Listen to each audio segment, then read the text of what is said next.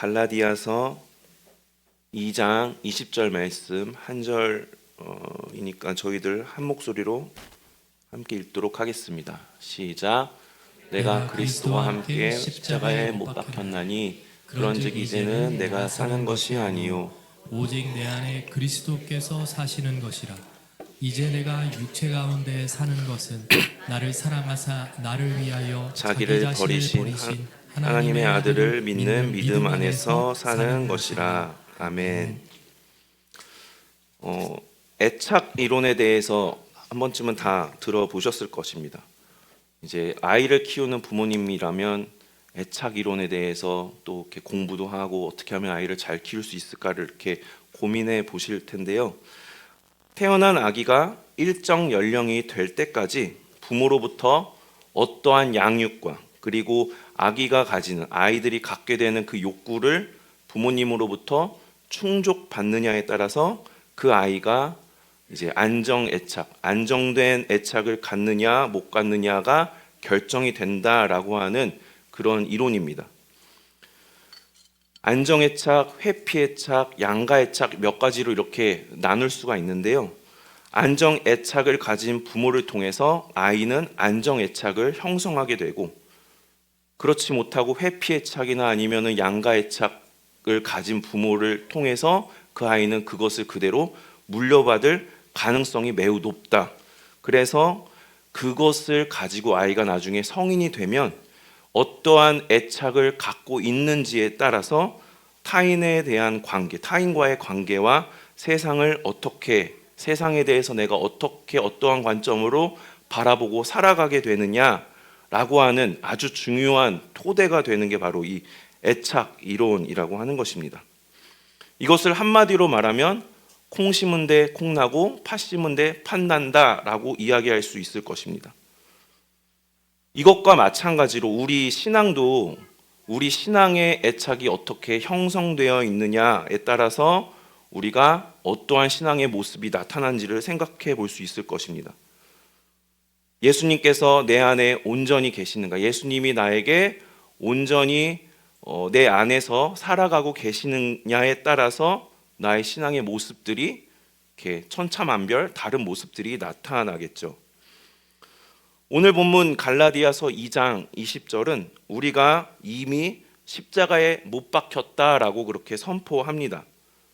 예수님의 십자가 죽음은 단지 그분의 십자가 죽음뿐만이 아니라 죄가 덧입혀져 있는 우리 육신의 죽음이자 우리를 죄의 그늘에서 벗어나게 한 그런 아주 중요한 사건이죠.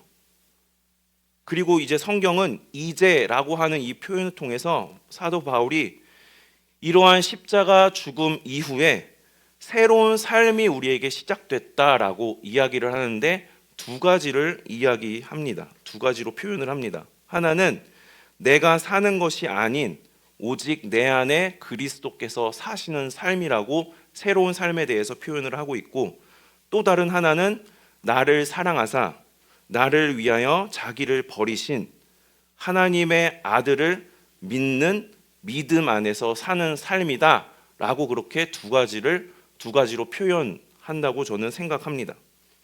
즉 성도의 삶이라는 것은 이제는 과거와의 완전한 단절을 이루고 그리스도와 함께하는 새로운 차원의 삶이 시작됐다라고 오늘 본문에서 그렇게 선포하고 있다라는 것이죠.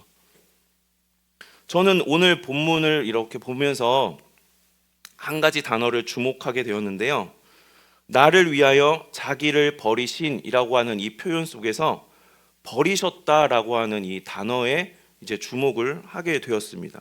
이 단어의 원문을 살펴보니까 단순히 버렸다라고 하는 이 뜻 외에도 배신당하다 혹은 물려주다 등등의 뜻이 있었습니다.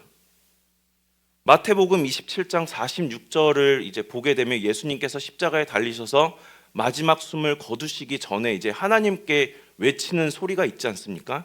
엘리 엘리 라마 사박다니, 나의 하나님 어찌하여 나를 버리셨나이까 라고 외치시는 장면이 있죠. 예수님께서 하나님을 향하여 어찌하여 나를 버리셨나이까? 라고 외치신 것은 예수님의 입장에서 볼 때 사람들에게만 버려지고 배신당한 것이 아니라 하나님에게도 똑같이 버려지고 배신당했다라고 우리가 이해해 볼 수 있을 것입니다. 그런데 그저 예수님께서 사람들과 그 순간에 하나님에게만 버림받은 그러한 사건이냐? 그렇지 않다라는 것이죠. 이 버리셨다라고 하는 뜻이 다른 뜻이 있는 것을 생각을 해보면 버림의 그 다른 면, 이면에는 우리에게 예수님께서 당신의 생명과 성품을 물려주셨다라고 우리가 생각해 볼 수 있지 않겠느냐 하는 것입니다. 예수님은 십자가를 통해서 당신의 생각과 마음과 행동을 우리에게 물려주셨다라는 것입니다. 따라서 우리가 새로운 삶을 살아가고 있다. 오늘 본문에서 이야기하는 것처럼 우리가 그리스도와 함께 십자가에 못 박혀 죽음을 맞이하고 이제는 새로운 삶을 시작하게 되었다면, 그렇다면 우리에게는 이제 예수님의 성품들이, 예수님의 말과 행동들이 우리에게 드러나야 한다라는 것이죠.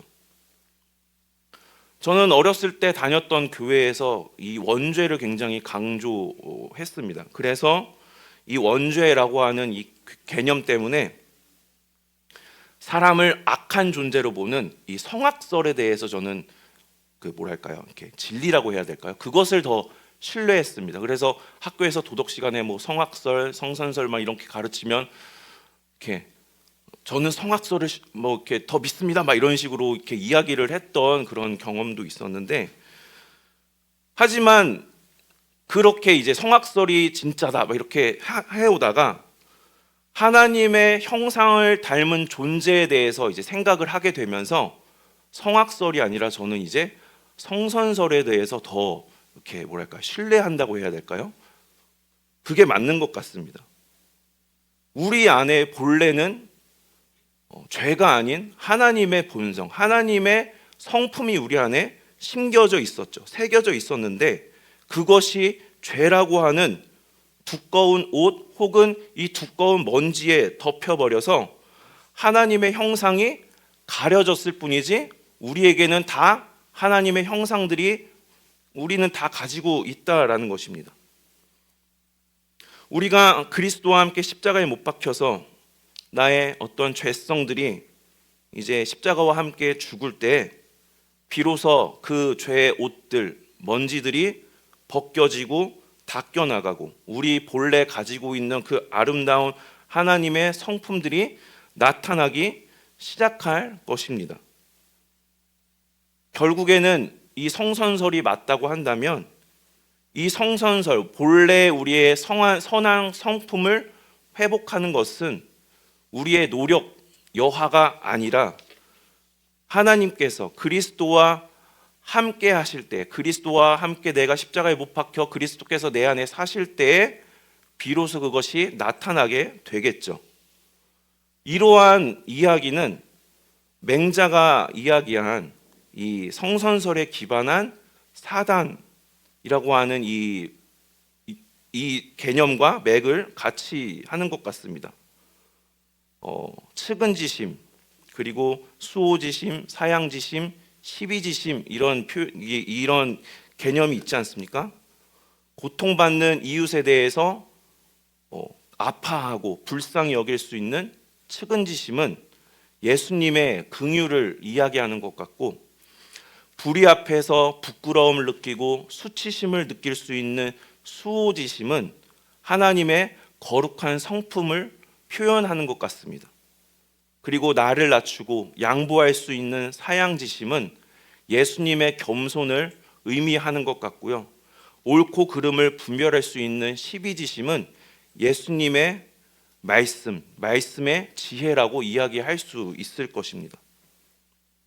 이렇게 맹자가 이야기한 이 사단, 이것은 근데 어떠한 우리의 부단한 노력을 통해서 우리가 가질 수 있는 것이 아니라고 맹자는 이야기합니다. 이것은 사람이라고 한다면 그 누구에게나 있는 본능적인 것이라고 그렇게 이야기를 합니다.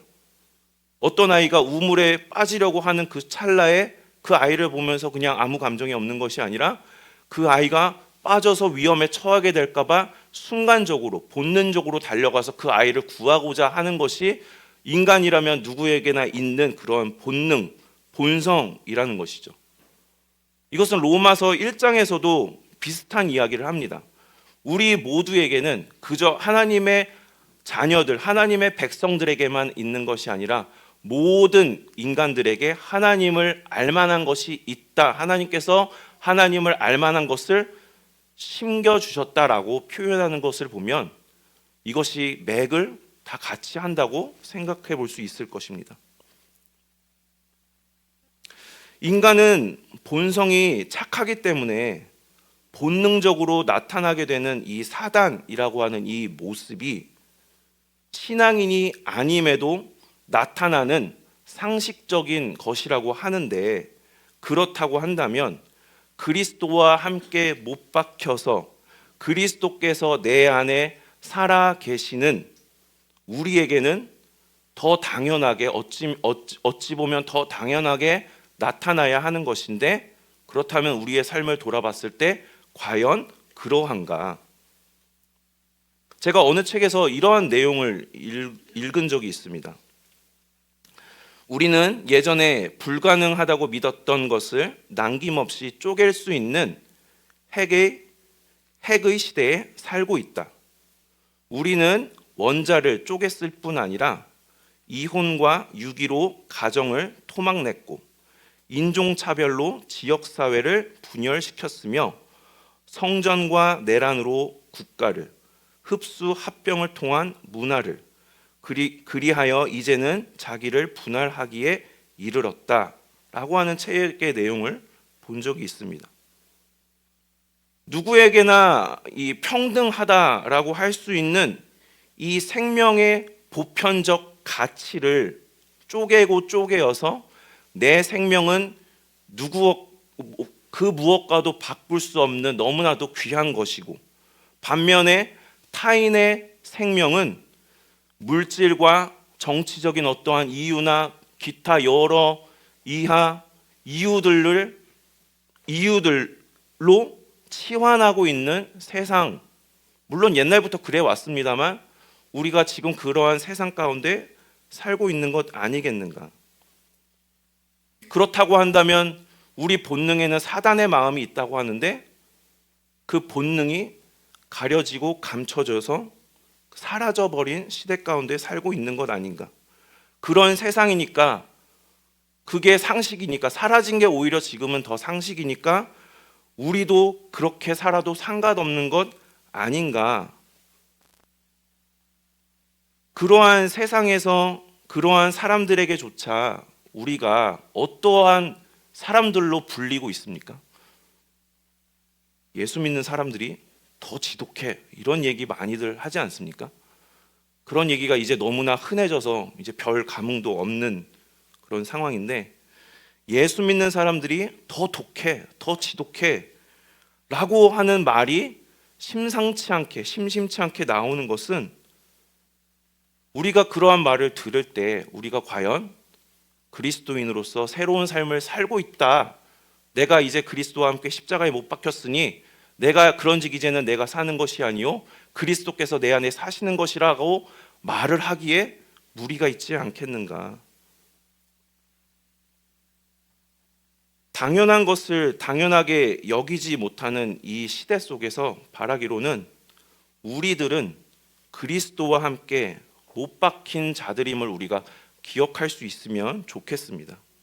오늘 내 곁에 있는 그 이웃의 아픔을 공감할 수 있는 측은지심의 마음들, 측은지심의 모습들이 우리 가운데 나타나기를 원하고, 또한 나의 죄를, 남의 죄만 보고 막 부끄러움을 느끼고 수치심을 느끼고 막 분노를 일으키는 것이 아니라, 먼저는 나를 돌아보며 내 작은 죄에도 우리가 수치스러워하고 부끄러워할 수 있는 그러한 수호지심의 모습이 우리에게 있기를 원하고, 나보다는 남을 먼저 양보할 수 있는 그런 사양지심의 모습, 그리고 예수님의 말씀을 통하여서 이것이 옳고 그름을 우리가 100%까지는 아니더라도 이것은 옳으니까 이것을 계속 추구해 나가고, 저것이 잘못되었으면 그것이 잘못되었다고 분명하게 이야기할 수 있는 시비지심의 그러한 신앙의 모습이 우리에게 나타날 수 있으면 좋겠습니다. 그래서 거룩한, 상식적인 거룩함을 실천할 수 있는 그런 모습, 주님이 십자가에서 자기 자신을, 당신을 우리에게 물려주신 그 성품이 우리를 통해서 세상 가운데로, 그리하여 사단의 모습이 사라진 지 오래이겠으나 우리를 통해서 다시 그 사단의 모습들이 나타날 수 있는 그러한 세상으로 우리가 만들어 갈 수 있으면 참 좋겠습니다.